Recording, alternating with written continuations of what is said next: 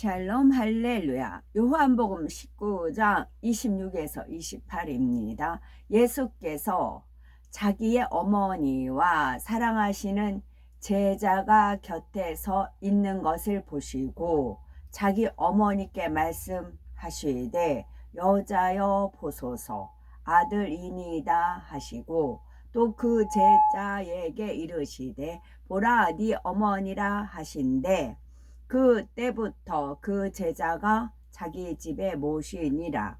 그 후에 예수께서 모든 일이 이미 이루어진 줄 아시고 성경을 응하게 하려 하사 이르시되 내가 목마르다 하시니.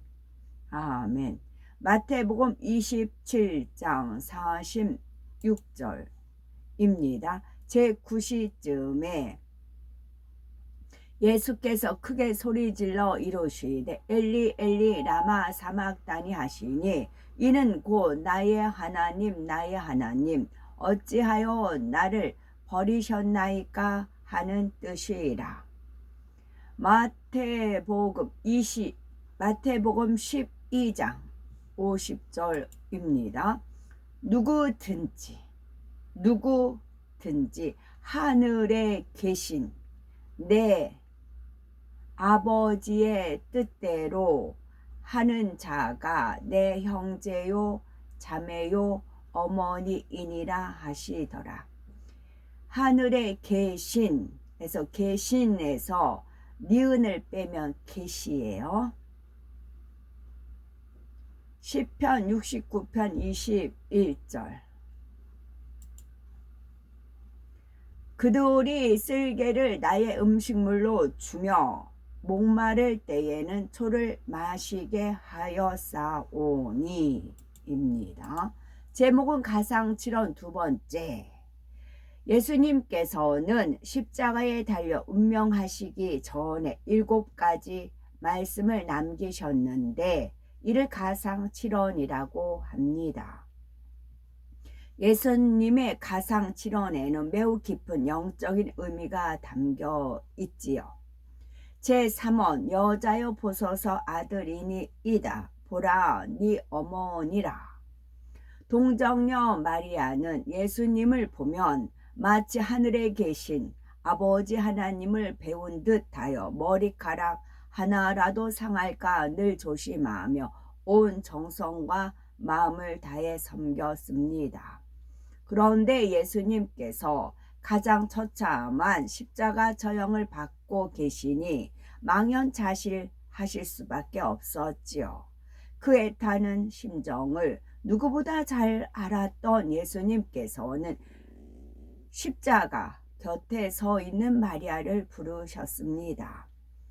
이때 예수님께서는 자신을 낳아준 마리아에게 어머니라 하지 않고 여자여 라고 부르셨는데 그 이유는 무엇일까요? 예수님께서는 근본 하나님의 본체이시기에 어머니가 있을 수 없습니다. 하나님의 아들로서 육신을 입고 이 땅에 오시기 위해 동정녀 마리아의 몸을 빌린 것이지요. 마리아는 하나님께서 만드신 피조물에 불과합니다. 그러니 창조주 하나님과 하나이신 예수님께서 어머니라고 부를 수는 없는 일이지요. 하나님께서는 스스로 계신 분이시며 누군가 하나님을 낳았거나 만든 것도 아닙니다. 예수님께서는 근본 하나님의 본체이시기에 성경 어디에도 예수님께서 마리아를 어머니라고 불렀다는 기록이 없습니다. 더구나 마리아는 유전적으로도 예수님의 어머니가 될 수 없지요. 사람은 부모의 정자와 난자가 결합하여 잉태되는데 예수님께서는 성령으로 잉태되셨기 때문입니다. 그런데도 동정녀 마리아를 예수님의 어머니로 섬기며 우상처럼 경배한다면 십계명 중 제2계명에도 어긋납니다.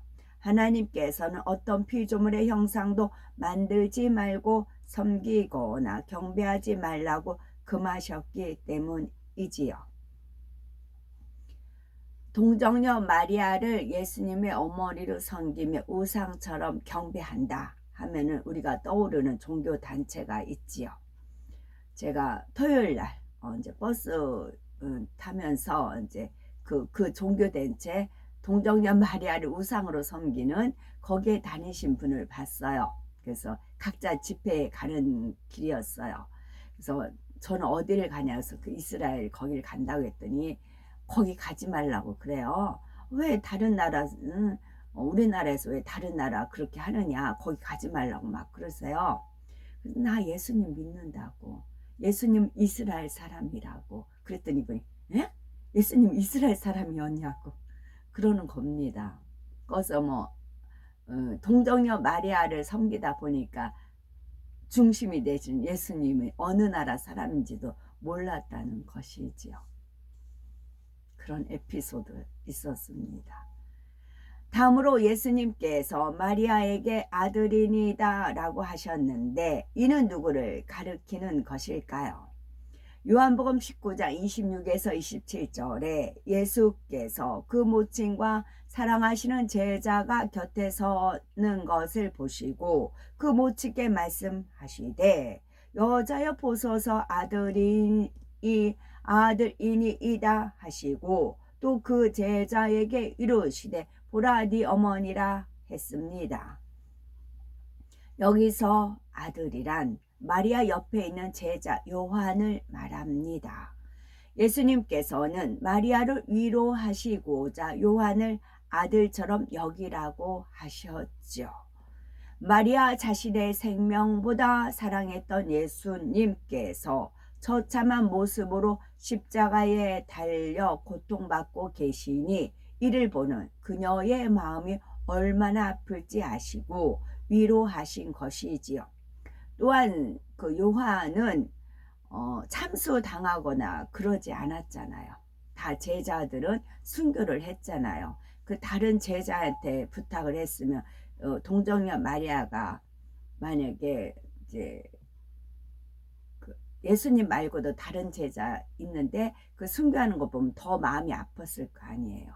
그래서 이제 12 제자 중에 요한은 순교를 안 했기 때문에 오래 살았잖아요. 그래서 더 부탁한 거일 수도 있겠다. 예정이 계셨으니까요.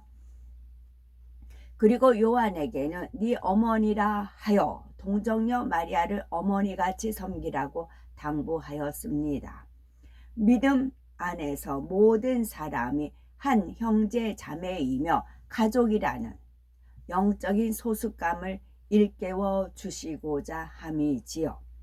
이 땅에서 혈연으로 맺어진 가족이라 해도 주님을 믿지 않으면 영원히 함께 할 수 없습니다.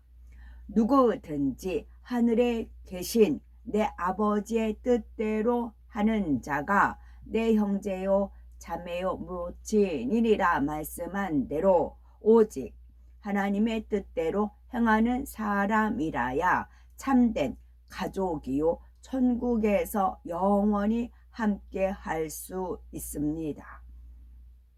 제4원 엘리 엘리 라마 사막다니.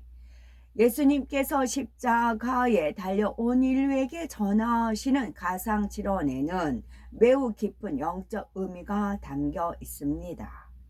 이 말씀이 사람들에게 들리지 않으면 아무 소용이 없기에 성경에 정확히 기록될 수 있도록 예수님께서는 큰 소리로 외치셨습니다. 어떤 사람은 예수님께서 너무 고통스러워 하나님을 원망하며 부르짖는 소리라고 하지만 결코 그렇지 않습니다. 온갖 멸시, 전대를 참으며 모든 고통을 견딘 분이 곧 운명할 즈음에 하나님을 원망하실 리가 없지요. 그러면 예수님께서는 왜 엘리 엘리 나마 사막다니 곧 나의 하나님 어찌하여 나를 버리셨나이까 라고 외치셨던 것일까요?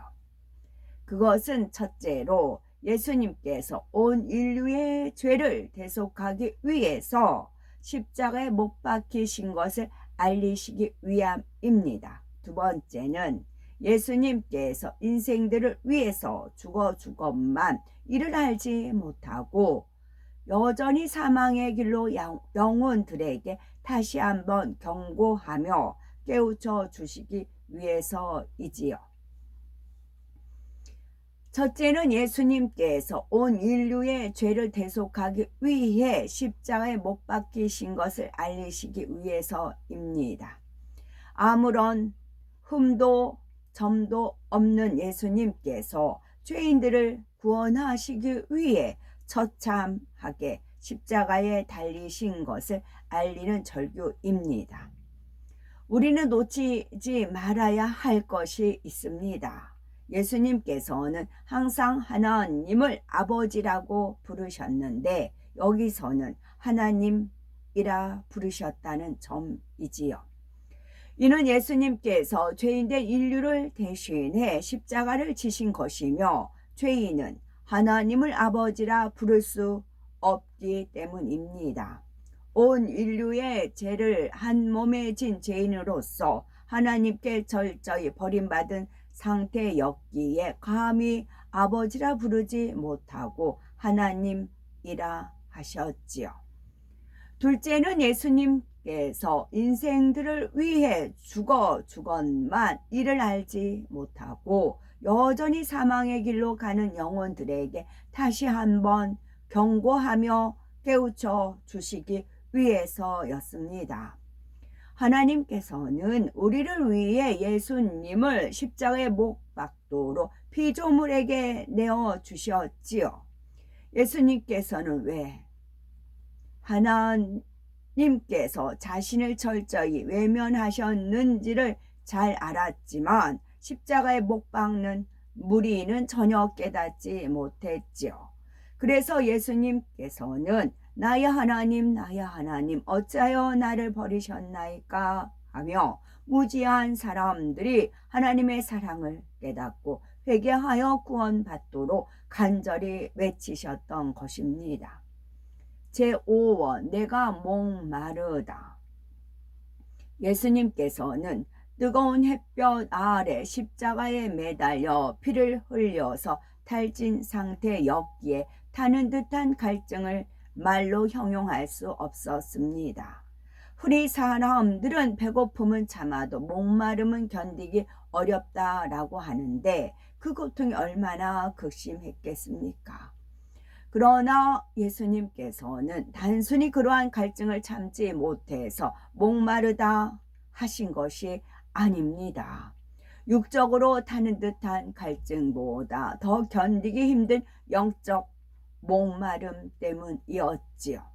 이는 하나님의 자녀들을 향해 내가 피를 흘림으로 목이 마르니 내 핏값을 찾아 목마름을 해소해 달라는 간절한 외침이었습니다. 사망의 길로 가는 영혼을 구원하여 천국으로 인도해 달라는 뜻이지요. 사람들은 그런 영적 의미를 알지 못하고 예수님께서 목마르다 하시자 신 포도주를 머금은 해용이라는 것은 스폰지처럼 물을 빨아들이는 물건입니다. 신 포도주를 머금은 해용을 우슬초에 메어 예수님의 입에 댔습니다. 이는 시편 69편 21절에 저희가 쓸개를 나의 식물로 주며 가랄 때에 초로 마시웠사오니 라는 예언대로 이루어진 것이지요. 그러면은 예수님께서 신포도주를 맛보셨다는 말씀의 영적 의미는 무엇일까요? 이는 예수님께서 온 인류의 죄를 대속하기 위해서 십자가에 달려 신포도주를 드심으로 우리에게는 새 포도주를 마시게 하셨다는 것을 나타냅니다. 새 포도주는 구세주로 오신 예수님으로 인해서 완성된 신약의 사랑의 법을 의미하지요. 구약 시대에는 죄를 지으면 반드시 죄에 따른 형벌을 받아야 하고 죄 사함을 받으려면 매번 짐승을 잡아 피의 제사를 드려야 했습니다. 그런데 신약 시대에는 예수님께서 친히 속죄 제물이 되어 십자가에 죽으심으로 율법의 모든 저주를 속량해 주셨습니다. 곧 우리를 위해 신포도주를 맛보신 것이지요.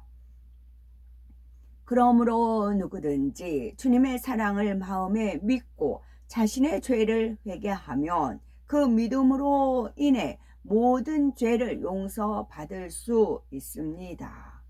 이것이 바로 예수님께서 신포도주를 맛보시고 우리에게 새 포도주를 마시게 하신 하나님의 섭리이지요. 주님께서는 2000년이 지난 지금도 여전히 목마르다 호소하고 계십니다. 그 목마름은 피를 흘림으로써 생겨났지요. 예수님께서 피를 흘리고 죽으셔야 했던 이유는 바로 우리의 죄를 대속해서 참 생명을 주시기 위해서였습니다. 그 십자가 보혈로 구원받은 우리는 마땅히 주님의 핏값을 찾아 드려야 합니다. 그 핏값을 찾아 주님의 목마름을 해소해 드리는 것은 곧 사망의 길로 가는 영혼을 구원하여 천국으로 인도하는 것이지요. 아멘. 사도 요한은 어떤 인물일까요? 예수님의 12 제자 중 한 사람입니다. 형 야고보와 함께 우레의 아들이라는 별명을 얻을 만큼 급한 성격의 소유자였으나 주님을 만나 사랑의 사도로 변화되었지요. 예수님께서 십자가의 처형을 당하실 때 예수님으로부터 동정녀 마리아를 잘 섬기라는 부탁을 받았습니다. 요한복음, 요한 1서, 2서, 3서, 요한 계시록을 기록한 분이시지요. 아멘.